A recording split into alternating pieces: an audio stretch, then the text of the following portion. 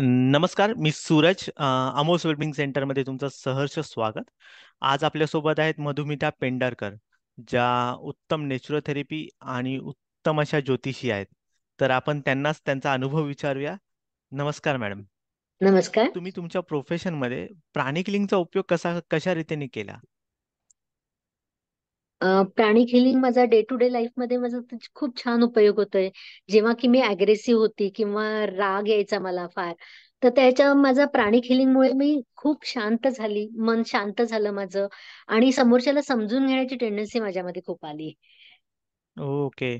Ma'am, तुमचा असा कुठला अनुभव आहे का, जेव्हा तुम्ही प्राणिक हिलिंग वापरलंय किंवा तुम्ही ट्रीटमेंट दिली आणि समोरच्याला खूप हेल्प हेल्प झाली, असं काही अनुभव आहे का तुमच्याकडे मॅम? हां, एक तर स्वतः करता बघायचं गेलं तर मग मी छोट्याशा मोठ्याशा घरामध्ये कुरबुर हे होत असतात, की हात जळाला, भाजला आणि तेव्हा इतकं हीट असते तिथे आणि इतकं लाल झालं असतं, की ते 1-2 मिनिटं पण नाही लागत आहे, की ते आपण पटकन हील करू शकतो आणि ती जखम फोड न येणं, पाणी न होणं त्याच्यामध्ये पूर्ण बरं झालं. तसंच कोविडच्या टाईममध्ये बरेच जणांना असे होते, की खूप सारे हीलिंग्स तेव्हा केले गेलेत आणि जे की आय-सी-यूमध्ये होते, त्यांचा जन्म-मरणाचा प्रश्न होता आणि ते मिरॅक्युलसली हील झाले. तर ते तेव्हा खूप आनंद आणि खूप छान वाटतं, की अरे वाह! आपण कोणाला काहीतरी मदत करू शकतोय नक्कीच, किंवा कोणाचं नक्कीच. काहीतरी चांगलं होतंय असं मला वाटायला लागलं. नक्कीच. खूप आनंद होतो जेव्हा कुणाच्या चेहऱ्यावरचं स्मितहास्य आपल्याला दिसतं किंवा कोण आजारातून बरं झालं आणि त्यांनी आपल्याला आशीर्वाद दिले. खरंच खूप छान वाटतं. अशी कुठली गोष्ट आहे प्राणिकमध्ये, ज्याच्यामुळे तुम्हाला त्याची आवड निर्माण झाली आणि तुम्ही आता कंटिन्यू वेगवेगळे कोर्सेस करताय प्राणिकमधले? ॲक्चुअली सुरुवात झाली माझ्या फिजिकल याच्यापासून. फिजिकलचे माझे जे काही छोटे-मोठे कुरबुरी व्हायच्या, त्याच्यावर तर मी प्राणिक हिलिंग सुरू केलं आणि मी एक-एक कोर्स शिकत गेली आणि ते लगेच इम्प्लिमेंट पण करत गेली. म्हणजे जसं की मला डिप्रेशन आलं, स्ट्रेस आला कुठल्याही गोष्टीचा, खूप कामाचा ताण पडतो आहे.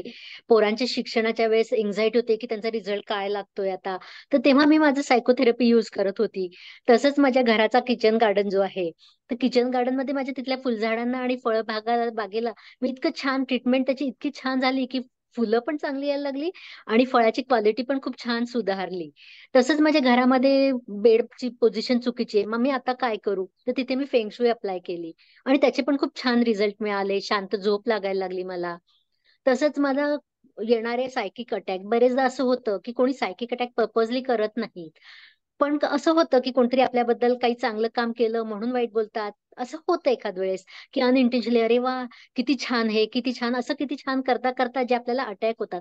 हे सगळे मला सायकिक सेल्फ डिफेन्समध्ये खूप छान त्याचे रिझल्ट मिळाले. घरातली निगेटिव्हिटी कमी करायला खूप छान मदत झाली त्याची. आणि असे एक-एक कोर्स करत गेली मी. मग आता फायनान्शियल अरे मला एखादा क्लास करायचा आहे. आता घरात तर मला पैसे मागायचे नाहीयेत. पण मग मी हे कसे करणार? तर मी त्याच्याकरता माझी क्रियाशक्तीचा वापर केला आणि मी कुठनं माझे काही पैसे थोडे जमवू शकते आणि कुठलं तरी टार्गेट कंप्लीट करायचंय. जसं मला आता ACPH करायचंय किंवा काही पुढचं कोर्स करायचा आहे. तर मी त्याच्याकरता छोटे-छोटे ह्याच्याकरता ती क्रियाशक्ती करायला सुरुवात केली आणि त्याचे रिझल्ट चांगले मिळायला लागले. मग हे पुढे मी बाकीच्यांकरता पण अप्लाय करायला लागली. खरंच धन्यवाद मॅम. तुम्ही तुमचा एक्सपिरियन्स शेअर इथे केला आणि ह्याचाच खरंच फायदा आमच्या प्रेक्षकांना होईल. Thank you ma'am.